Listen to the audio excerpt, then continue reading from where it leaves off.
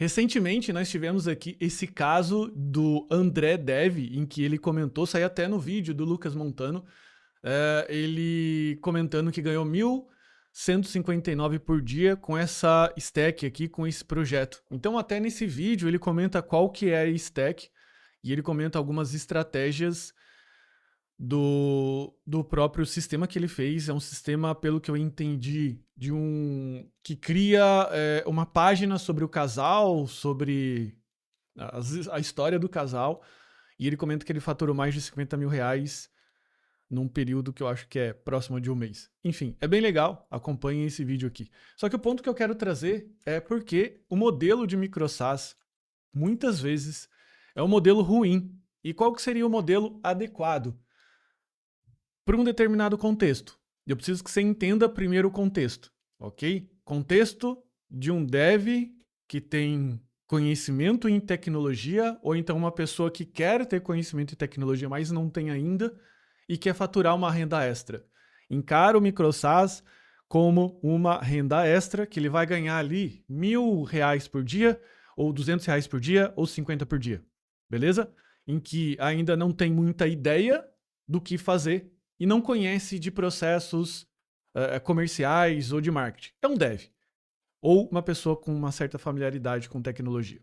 Então, antes da gente começar a falar aqui do modelo que eu proponho, que é o modelo 111, eu quero trazer aqui o que seria o microsas e algumas coisas e alguns pontos aqui que eu quero trazer, como planejamento, alavancas exponenciais e o que eu chamo de pegadinha. Aqui pegadinha está entre aspas, é só porque eu estou usando um termo para chamar a atenção de marketing, já te ensinando alguma coisa sobre gatilhos, mas a gente entende aqui que são detalhes que estão ali nas entrelinhas. Primeiro, quando você vai criar um SaaS, primeiro você tem que pensar no seu ICP, que é o seu cliente ideal. Segundo, você tem que pensar ali no problema e na solução, vulgo ideia daquilo que você quer entregar. E, por último, você tem que pensar ali no modelo de cobrança. Como é que o seu negócio vai parar de pé? E nesse ponto aqui, enfim, onde algumas pessoas realmente travam, porque elas ficam, como dev, pensando mais na stack, na solução que ela quer fazer. Alguns têm alguma ideia, porque viu uma solução aqui e ali, no Product Hunt, por exemplo, tem algumas ideias, mas a maioria das pessoas se enroscam até nessa questão, do tipo, se vai ser freemium, premium, mas são pontos de planejamento que você já tem que começar a pensar antes de você abrir o seu SaaS, ok? Então, assim, a gente já entra nesse ponto que liga até a questão da pegadinha. Se você não tem ideia de qual cliente você vai atender, se você não tem ideia ainda do que ofertar, de problema-solução, e você ainda não conhece os modelos de cobrança, já acende uma lâmpada amarela aí na sua mente, ok? Agora, como é que você vai fazer para alavancar o seu SaaS? Porque vamos imaginar, bom, resolvi o primeiro ponto, já sei o cliente que eu vou atender, já tenho a ideia do que construir, ou já tenho um protótipo, um MVP, e já sei quanto cobrar. Se você colocar isso num site e deixar ele lá paradinho, vai valer zero. Por quê? Porque você não está trazendo pessoas para dentro do seu SaaS. Então, uma segunda perna depois do planejamento de qualquer micro SaaS, de qualquer negócio, é canal de aquisição. O que eu chamo de alavancas exponenciais. Por que exponencial? Porque o exponencial, ou seja, da fórmula exponencial, pode vir de vendedores, pode vir de tráfego pago, propaganda, ou pode ser até mídia viral e influencers. E por que que a mídia ela acaba sendo uma alavanca exponencial interessante? Porque o custo de você produzir uma mídia viral, por exemplo, é zero, é o custo de edição. Que foi exatamente o que aconteceu com o André Dev. Como é que ele conseguiu faturar 1.159 por dia? Foi simplesmente fazendo um site para namorados, noivos, etc., que vai colocar a foto deles lá, a história deles, e eu não usei o site ainda, posso estar sendo um pouco equivocado, e cobrando um planinho lá que me parece que é R$19, modelo freemium, né? Me parece que foi freemium, e depois você comprava um plano lá para sua foto, o seu não só aparecer. Então ele fez isso muito bem. Só que, como eu disse, para trazer essas pessoas aqui para esse projeto, o que ele teve que fazer? Ele teve que criar uma mídia viral. Então, é isso aqui, nas alavancas exponenciais, que eu chamo de pegadinha. Por que pegadinha? Porque eu sou uma pessoa que eu foco muito na previsibilidade do negócio. Eu não vou dar um passo dentro de um negócio, ou seja, não vou fazer nada, nenhum código, zero código, se eu não ter pelo menos uma previsão de desdobramento de meta. Como assim? Ah, se eu preciso vender tantas cópias, faturar tanto, quantos clientes eu preciso colocar aqui na frente da landing page, quantos desses clientes vão fechar, que seria a taxa de conversão. Então, essa etapa aqui de mídia, ela é, digamos assim, o canto da sereia. Por quê? Porque você vai contar com algo que você não detém controle, entende?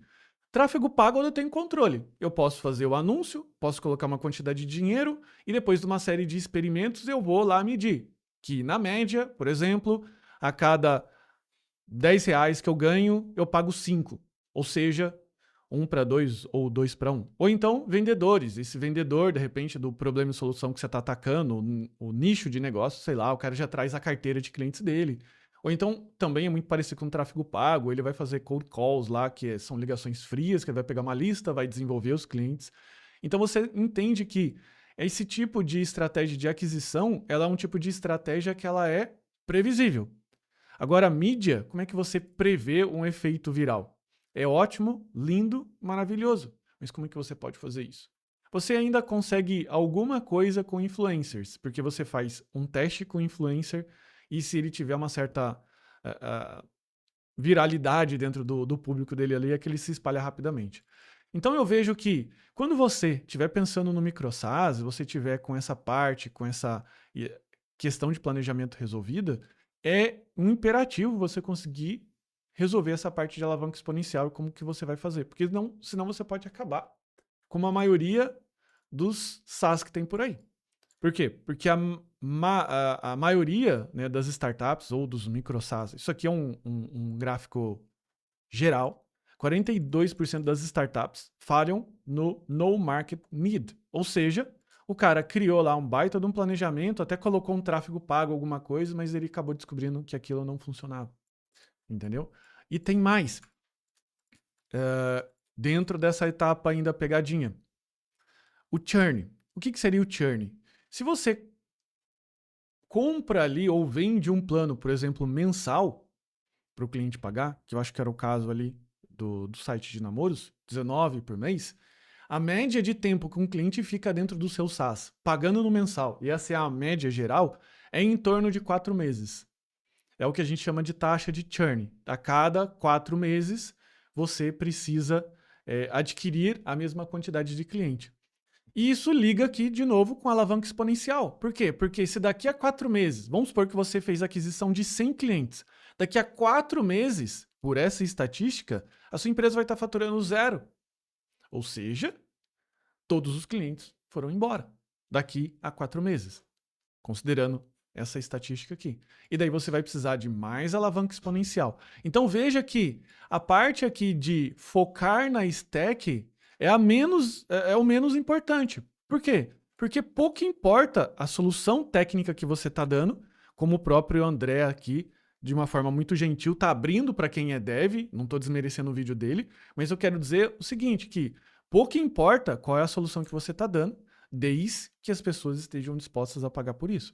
Beleza? Então cuidado com essa mania de dev em focar na stack do tipo, vou criar um projetinho aqui, rapidinho, em Next, em qualquer coisa que seja, eu vou colocar aqui no ar e vai vender. Muito cuidado. Não esqueça das alavancas exponenciais dessa questão. E como é que você vai manter uma empresa de pé se, por exemplo, você não está fazendo aquisição? Ou pior, você fez uma aquisição viral, explodiu, 4 meses depois a sua empresa não vale nada. Como que você quer tornar isso um negócio que tem que ter previsibilidade? Ou seja, daqui a um ano eu tenho que ter uma previsão de quantos por cento eu vou crescer ou não, qual vai ser meu salário de prolabore ou meus dividendos aqui nessa empresa, se eu tiver sócios, investidor ainda, pior ainda, então você tem que calcular o EBITDA da empresa, tem que colocar um multiplicador, colocar lá os 18 meses, eu sei que eu estou falando algumas coisas aqui um pouco mais elaboradas para quem não é desse universo, ok? Então, esse micro SaaS, ele tem essa pegadinha.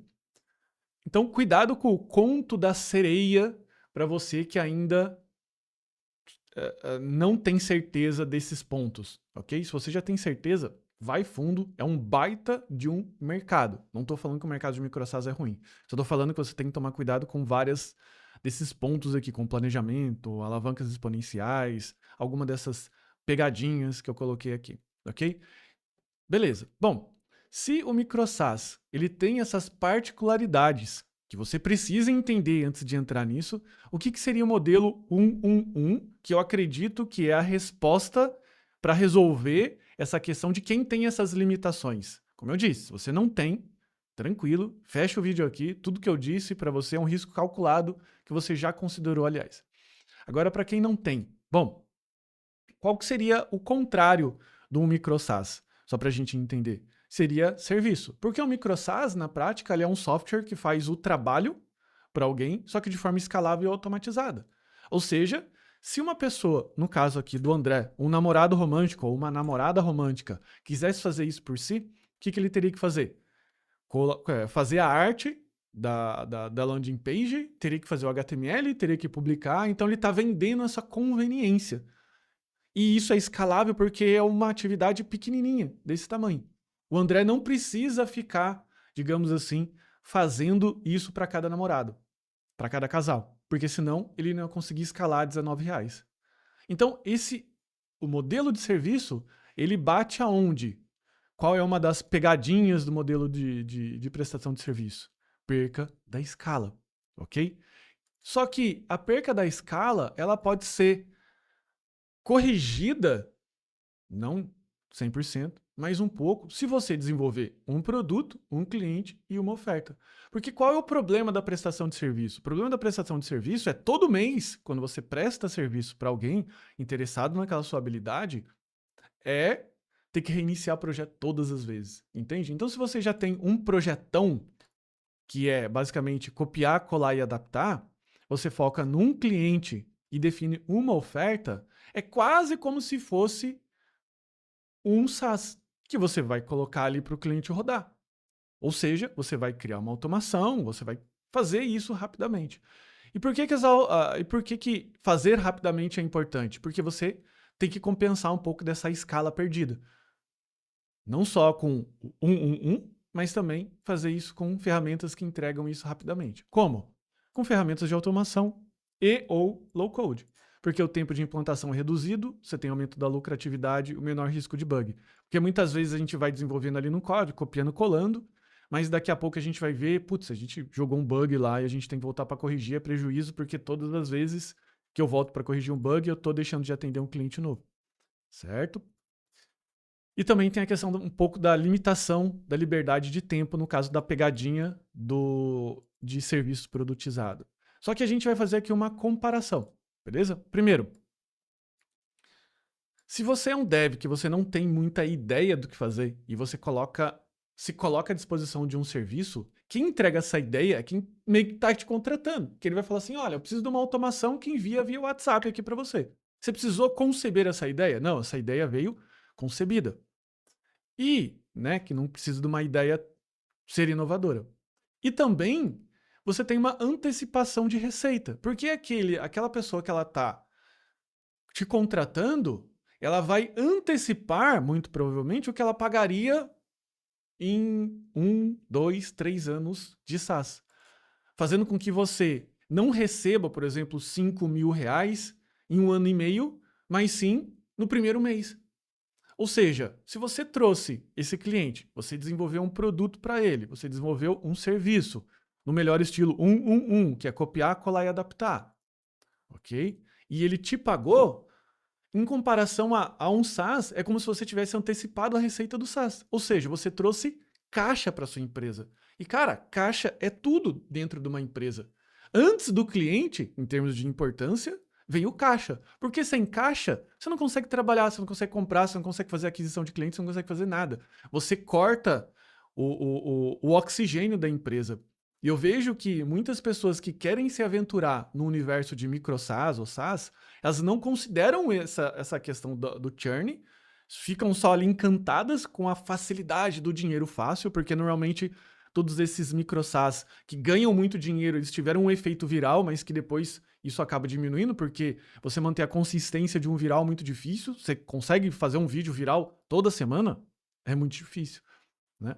E também tem um canal de aquisição extremamente simples. Ou seja, você vai ofertar no seu Instagram, ou então você vai colocar isso em catálogos como o Orkana, ou então você vai fazer a prospecção direta. É muito simples.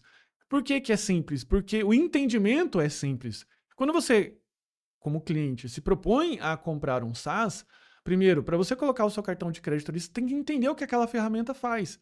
E se é algo muito técnico, porque a maioria dos devs não tem tanta, digamos assim, conhecimento em UX, comercial, copywriting, etc., fica um negócio travado, você entende? E também você passa a fazer negócio com quem tem mais dinheiro do que tempo, porque eles estão buscando serviço. Você acha que um cara que está disposto a pagar R$7.500 numa automação, que foi a automação que eu vendi anteontem, que é um bot de IA, que aliás, eu ensino a fazer esse bot de IA aqui também no canal,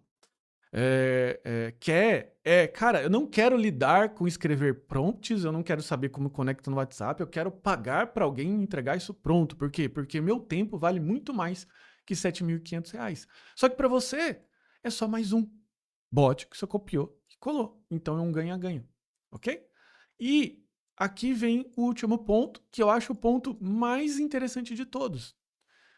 Se você estiver trabalhando no modelo 111, você não precisa dizer adeus para o modelo de microsas. Não, cara, porque ele é uma porta de entrada para quê? Para você entender qual é a demanda do mercado. Então, se você perceber que aquele mercado, que aquele tipo de cliente muito específico requer uma determinada solução, o que você vai fazer? Você vai criar aquela solução específica. Só que você, de certa forma, foi pago para aprender e para testar. Você fez isso com o dinheiro dos outros. É como se eles estivessem te financiando para aprender.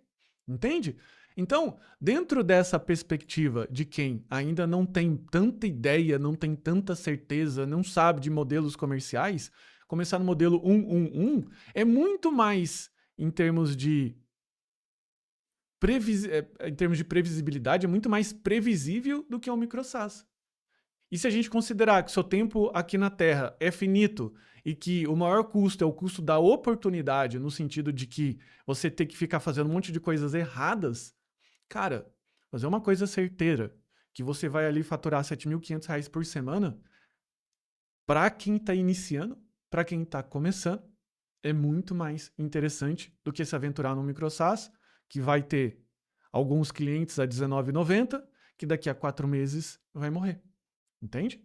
Então veja que não existe certo e errado. Existe agora você pensar para você, com tudo isso que eu disse, qual é o modelo para começar. Beleza? Então assim, fique atento a essas questões para você não cair no conto da sereia, porque você vai vendo ali vários vídeos que contam como é fácil. Realmente é fácil se você tiver a alavanca exponencial correta, mas eu posso dizer para você, depois de investir mais de R$1 milhão em tráfego, que conseguir vencer essas alavancas exponenciais é muito mais difícil com as se você não tem as habilidades de ser viral, influencer e tudo mais. Não sei se você quer ficar fazendo dancinha ou vídeo de meme engraçadinho, beleza? Eu não quero. Daí vai de cada um, beleza? Então, fica esse vídeo, se você gostou, coloca aqui nos comentários, dê o like, e se você quer entrar no modelo 111, tem aqui o link da minha comunidade, que ela pode te ajudar um pouco mais, beleza? Comentem aqui o que ficou mais, digamos assim, no seu perfil. Um abraço.